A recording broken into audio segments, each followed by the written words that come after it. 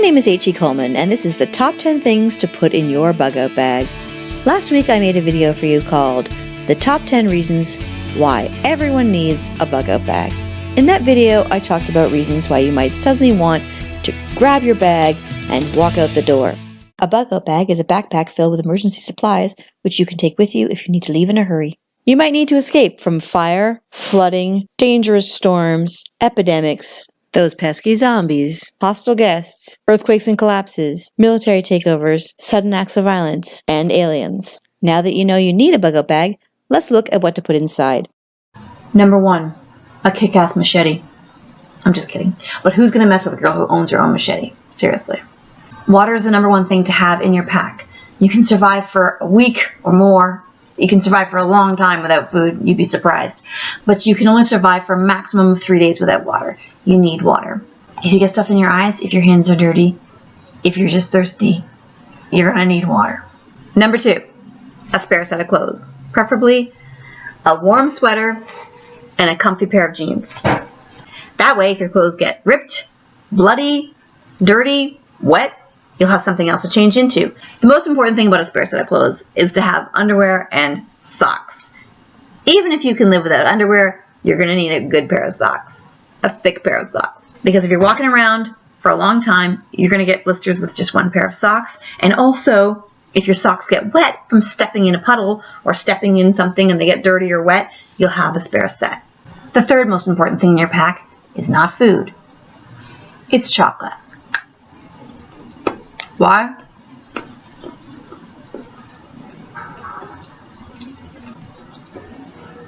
Comfort food. Could be chips, could be gummies, whatever it is that gives you comfort.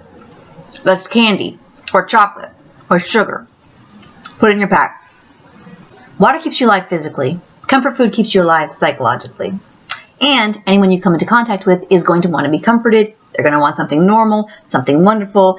And if you break out the chocolate, you're the hero. Now, the other thing is, usually you'll be coming across kids.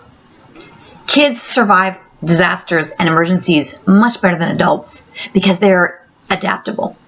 And any kid that you come into contact with, if they're scared, if they don't know you, and you need to help them, chocolate will make them feel better.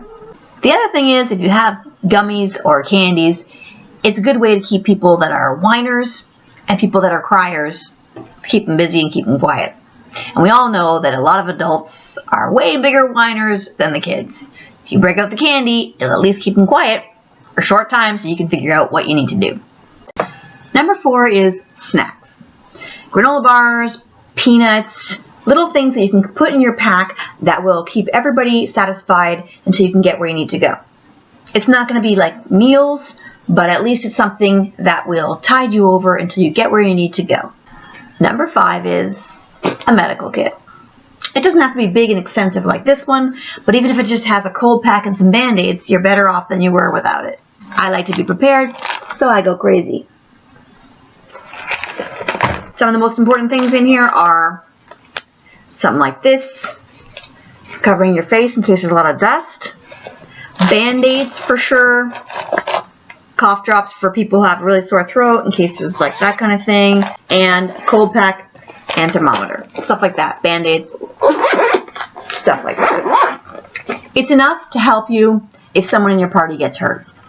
Because you don't know, if you can stem an infection now, it could prevent bad things from happening later. And the other thing is, in a big emergency, in a large-scale emergency, people won't be able to help you for a long time. If you go to the hospital, there's going to be massive lineups. Why not help yourself? Number 6 is a toiletry kit, complete with wet wipes. Wherever you go, especially if you have kids, you're going to have to wash your hands before you eat or drink anything. There's going to be dirt and whatever. You're going to want to wash your hands or faces. And this is really important. A lot of people forget this. Some toilet paper goes a long way. I also have deodorant, toothpaste, and soap, but it's a very small little kit. Number 7 is a tarp and some rope. Instant shelter. You can get a tarp at the 99-cent store, and you can get this at the same place. And let me tell you something. If it's raining, All you have to do is put up your rope, put the tarp over it.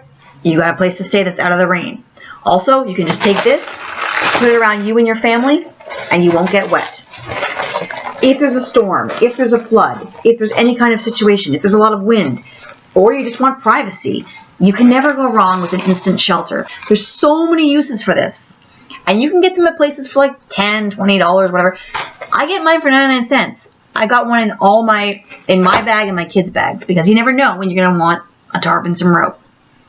Number 8, the walkie-talkie. There's some things you can go cheap on, and there's some things you don't. Don't go cheap on your bag. Don't go cheap on your medical kit, especially the Band-Aids, because those things will just fall right off if they're from the 99-cent store. I tested everything. The third thing is the walkie-talkie. Get a good one. So it's great for finding out what's happening. It's great for telling people that you're trapped. It's great for finding out where your kids are. It's great for if you and someone else in a party want to separate and go and get supplies. You can say, how are the supplies coming? Oh, I found this. How are you? Oh, you fell down a well? I'll be right there. Number 9, a towel. You never know when they're going to come in handy. Towels can be used for anything. Drying your hands, drying your face, getting the sweat out of your eyes. A towel can be used for privacy, for bathing. Towels are important, and it's good to have one in your pack. Don't make it a big one because it'll take up your whole pack. Make it small, and that way it can dry easily and you can use it over and over. Number 10, pictures of your family. If you can't go back to your home, if your home is destroyed, if your home is flooded, it's good to have some of your favorite pictures with you. You can't take them all, obviously, but it's good to have some of the most important ones or some of your favorites. The other thing is, if anyone in your group gets separated, you can show a picture of them and say, have you seen this person? This is my son. This is my wife. You can use them to help you find who you're looking for. You can have your important documents in here, like birth certificates and things like that. If you're upset about anything, or you're sitting there with the family and you're bored out of your mind, you can go over some old pictures and have some fun looking at some old stuff. Odds and ends, I think, are important. Clamps. These are great. You can clamp them to anything. You can have things hang from stuff.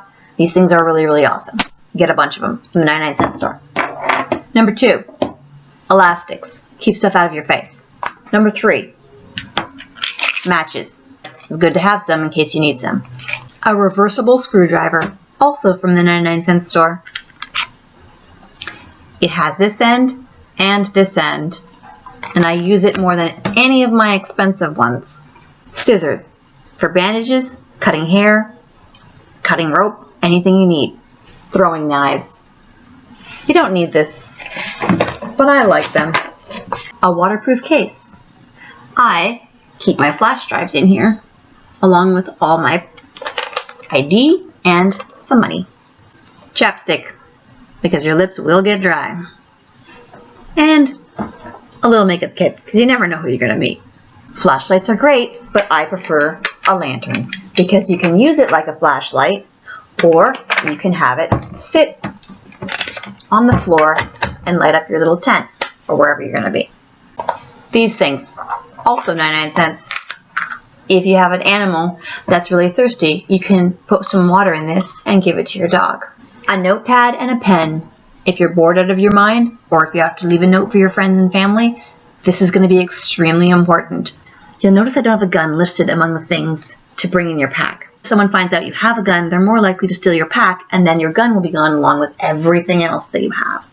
Even if you don't have a family, or even if you're not traveling with kids, children are much more resilient than adults in any kind of emergency situation.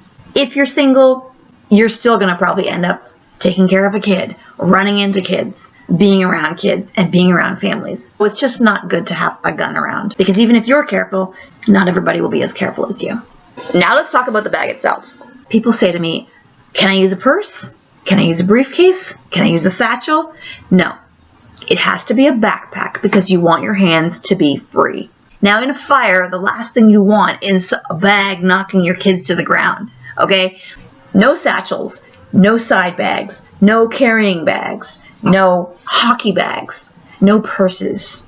You need to have a backpack. It needs to be on your back, and you need your hands free for carrying things like your dog. You might need to carry a kid. You might need to stop yourself from falling. You might need to defend yourself. You want a backpack. and you want all that weight on your back and not in your arms.